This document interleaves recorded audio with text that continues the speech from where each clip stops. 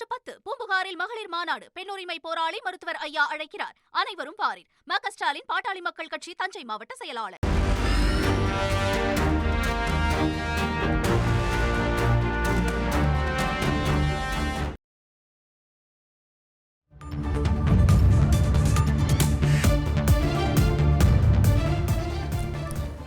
பரபரப்பான சூழலில் நடந்து முடிந்துள்ள பாமக பொதுக்குழு கூட்டத்தில் அன்புமணிதான் தலைவராக தொடர்வார் என முக்கிய தீர்மானம் நிறைவேற்றப்பட்டிருக்கிறது. இது தொடர்பான முழு விவரங்களோடு இணைகிறார் நமது செய்தியாளர் சங்கரன். வணக்கம் சங்கரன். இன்று நடைபெற்ற பொதுக்குழுவில் நடந்த முக்கிய நிகழ்வுகள் என்னென்ன, அது தொடர்பான முழு விவரங்கள்? வணக்கம். பாமக பொதுக்குழு கூட்டம், அக்கட்சியினுடைய நிறுவனர் ராமதாஸ் இல்லாம ஒரு பொதுக்குழு கூட்டம் இன்று நடந்திருக்கிறது. இதற்கு முன்பு நடந்த பொதுக்குழு கூட்டங்களிலெல்லாம் ராமதாஸ் தலைமை வீற்றிருப்பார். ஆனால் இன்று நடந்த பொதுக்குழு கூட்டத்தில் ராமதாஸ் இல்லாமல் நடந்தேறியது குறிப்பிடத்தக்கது. பாமகவில் அன்புமணிக்கும் ராமதாஸுக்கும் இடையே ஏற்பட்ட கருத்து மோதல் என்பது இன்றைய நாள் வரை நீடிக்கிறது. அவர்களுக்கு இடையேயான அந்த பிரச்சனை என்பது ஒரு சுமூகமாக இன்னும் முடிவு பெறாத ஒரு சூழலில் அன்புமணி இன்று பொதுக்குழு கூட்ட தேதியை ஏற்கனவே வெளியிட்டிருந்தார். இதற்கு தடை கோரி ராமதாஸ் சென்னை உயர்நீதிமன்றத்தில் வழக்கு தொடர்ந்திருந்தார். இந்த வழக்கில் நேற்று இரவு தீர்ப்பு வழங்கப்பட்டது. அன்புமணி நடத்தக்கூடிய அந்த பொதுக்குழுவிற்கு தடை இல்லை என்று தெரிவிக்கப்பட்டது. அதன்படி ஏற்கனவே அறிவிக்கப்பட்டபடி இன்று காலை 11 மணிக்கு சென்னை அருகே மாமல்லபுரத்தில் அந்த பொதுக்குழு கூட்டமானது அன்புமணி தலைமையில் நடைபெற்றது. சரியாக 12 மணி அளவில் துவங்கிய இந்த பொதுக்குழு கூட்டம் கிட்டத்தட்ட 3 மணி நேரம், பிற்பகல் 3 மணிக்குத்தான் முடிவடைந்தது. தமிழகம் முழுவதிலும் இருந்து கட்சியுடைய மாவட்ட செயலாளர்கள், ஒன்றிய செயலாளர்கள், முக்கிய நிர்வாகிகள், சட்டமன்ற உறுப்பினர்கள் மற்றும் பொதுக்குழு உறுப்பினர்கள் என்று கிட்டத்தட்ட 3000த்திற்கும் அதிகமானோர் அந்த பொதுக்குழு கூட்டம் நடந்த அந்த விடுதிக்கு குவிந்ததால் மிகுந்த ஒரு பரபரப்பு ஏற்பட்டது. எங்கு பார்த்தாலும் பாமக நிர்வாகிகளாக அங்கே குழுமியிருந்தார்கள். பொதுக்குழு கூட்டம் துவங்கியதுமே முதலில் தீர்மானங்கள் வாசிக்கப்பட்டன. முதலில் கட்சி நிர்வாகிகள் எல்லாம் ஒரு சில கருத்துக்கள் தெரிவித்த பிறகு தீர்மானங்கள் வாசிக்கப்பட்டன. இந்த பொதுக்குழுவில் நடந்த அம்சங்கள் 2 விதமாக பார்க்கலாம். ஒன்று, தீர்மானங்கள். மொத்தமாக 19 தீர்மானங்கள் இந்த பொதுக்குழு கூட்டத்தில் நிறைவேற்றப்பட்டன. அதில் முதல் தீர்மானமாக, அரசியல் தீர்மானமாக தமிழக திமுக அரசுக்கு கண்டனம் தெரிவித்து நிறைவேற்றப்பட்டது. வரக்கூடிய தேர்தலில் திமுக அரசை வெளியேற்ற வேண்டும், அதற்கு தேவையான உழைப்பை நாம் வழங்க வேண்டும் என்று இந்த தீர்மானம் என்பது நிறைவேற்றப்பட்டது. அதேபோன்று முக்கியமாக கட்சியினுடைய தலைவர் திரு அன்புமணியாகவும், அதேபோன்று பொருளாளர் பதவியில் இருக்கக்கூடிய திலகபாமா, பொதுச் செயலாளர் பதவியில் இருக்கக்கூடிய வடிவேல் ராவணன் ஆகியோருடைய பதவி காலத்தை அடுத்த ஆண்டு ஆகஸ்ட் இறுதி வரை நீட்டிப்பு செய்வது என்றும், இதற்கு பாமகவுடைய பொதுக்குழு ஏகோபித்த ஆதரவை வழங்குகிறது என்றும் தீர்மானம் நிறைவேற்றப்பட்டது. அதாவது ஏற்கனவே பாமகவுடைய தலைவராக அன்புமணி தேர்வு செய்யப்பட்டு 3 ஆண்டு காலம் முடிவடைந்து விட்டது என்பது குறிப்பிடத்தக்கது. இந்த நிலையில்தான் மேலும் ஓராண்டுக்கு முக்கிய இந்த தலைவர், பொதுச் செயலாளர், பொருளாளர் ஆகிய 3 பதவிகளுக்கும் அடுத்த ஆண்டு ஆகஸ்ட் வரை நீட்டிப்பு செய்வது என்ற தீர்மானம் நிறைவேற்றப்பட்டது. தேர்தல் வரக்கூடிய காரணமாக இது போன்ற ஒரு நடவடிக்கை, உட்கட்சி தேர்தல் நடத்துவதற்கு தற்போது ஒரு சூழல் இல்லாத ஒரு நிலையில் இது போன்ற நடவடிக்கை எடுக்கப்பட்டிருப்பதாகவும் தீர்மானத்தில் சொல்லப்பட்டது. அடுத்த ஆண்டு ஆகஸ்ட் மாதத்தில் கட்சியுடைய உட்கட்சி தேர்தல் நடத்துவது என்றும் தீர்மானம் நிறைவேற்றப்பட்டது. அதேபோன்று கட்சியுடைய தலைவர் மீது இந்த பாமகவுடைய பொதுக்குழு மிகுந்த நம்பிக்கை வைத்திருக்கிறது. அவர் எடுக்கக்கூடிய முடிவுகளுக்கு பாமக உடைய பொதுக்குழு உறுப்பினர்கள், கட்சி நிர்வாகிகள் அனைவரும் கட்டுப்படுவார்கள் என்றும் இந்த தீர்மானத்தில் ஒரு நிறைவேற்றப்பட்டது. இதேபோன்று ஒட்டுமொத்தமாக ஒரு 19 தீர்மானங்கள் நிறைவேற்றப்பட்டன.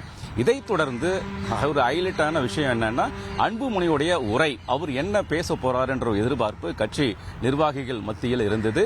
அன்புமணி கிட்டத்தட்ட ஒரு 3/4 மணி நேரம் அளவிற்கு உரை நிகழ்த்தினார். அவருடைய உரையில் பல்வேறு அம்சங்கள் நிறைந்திருந்தன. குறிப்பாக திரு ராமதாஸ் உடனான அந்த ஒரு மோதல் போக்கு இருந்து வரக்கூடிய சூழலில் அவருடைய பல்வேறு குற்றச்சாட்டுகளுக்கு பதிலளிக்கும் விதமாக அன்புமணியுடைய உரை அமைந்திருந்தது.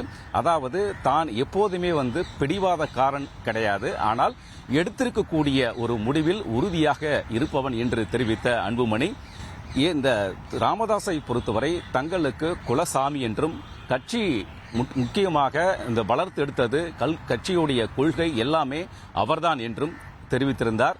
முக்கியமாக மேடையில் அன்புமணிக்கு பக்கத்திலேயே ஒரு காலியாக இருக்கை இருந்தது. அதை பற்றியும் அன்புமணி பேசும்போது தெரிவித்தார், இந்த இருக்கை திரு ராமதாஸுக்கானது, கட்சி நிறுவனருக்கானது.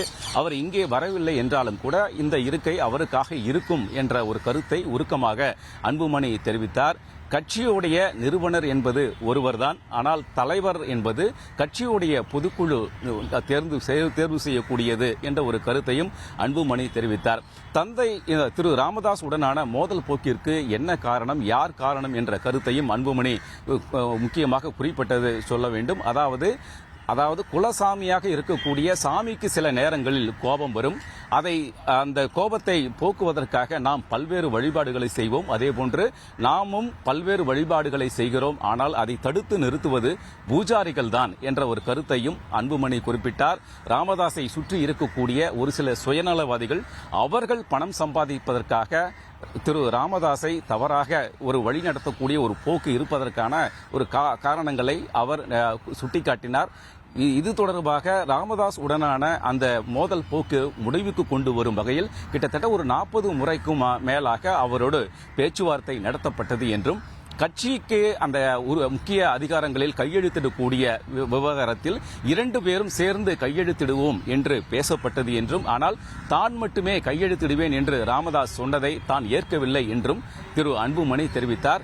இது ஒவ்வொரு முறையும் பேச்சுவார்த்தை நடக்கும்போது பேசும்போது சரி என்று சொல்லக்கூடிய திரு ராமதாஸ் மறுநாள் காலை அதை ஏற்க முடியாது என்று தெரிவிக்கிறார் என்றும், இதற்கு இந்த குள்ளநெறி கூட்டம்தான் காரணம் என்றும், அவரை சுற்றி இருக்கக்கூடிய சுயநலவாதிகள் தான் காரணம் என்றும் பகிரங்கமாக குற்றச்சாட்டுகளையும் அன்புமணி முன்வைத்தார். இதன் மூலமாக மேலும் ஒரு சில விஷயங்களையும் சுட்டிக்காட்டினார். நேற்று இரவு வந்த அந்த பொதுக்குழு தொடர்பான தீர்ப்பில் கூட தான் அதை ஒரு மகிழ்ச்சியாக ஏற்கவில்லை என்றும், நமது குடும்பத்திற்குள்ளேயே ஒரு வழக்கு அது தீர்ப்பு என்று நினைக்கும் போது வேதனையாக இருக்கிறது என்றும், எப்போதுமே கட்சியை பற்றி நினைத்துக் கொண்டிருப்பதன் காரணமாக அந்த கவலை காரணமாக தன் உடல் மெலிந்து விட்டது என்ற ஒரு கருத்தை கூட அன்புமணி உருக்கமாக சொன்னார்.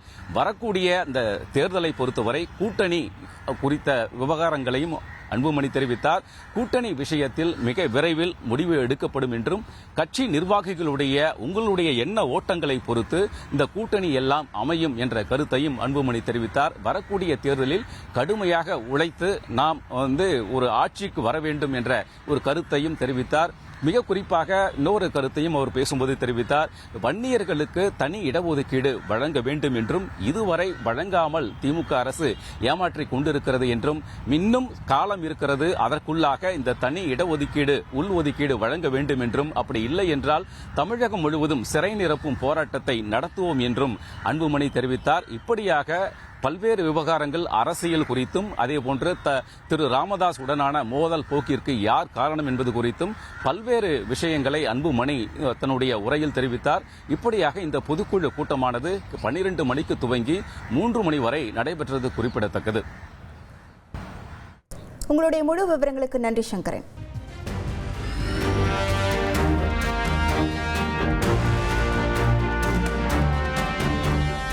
ஆகஸ்ட் 10 பூம்புகாரில் மகளிர் மாநாடு. பெண் உரிமை போராளி மருத்துவர் ஐயா அழைக்கிறார். அனைவரும் பாரீர். ம.க. ஸ்டாலின் பாட்டாளி மக்கள் கட்சி தஞ்சை மாவட்ட செயலாளர்.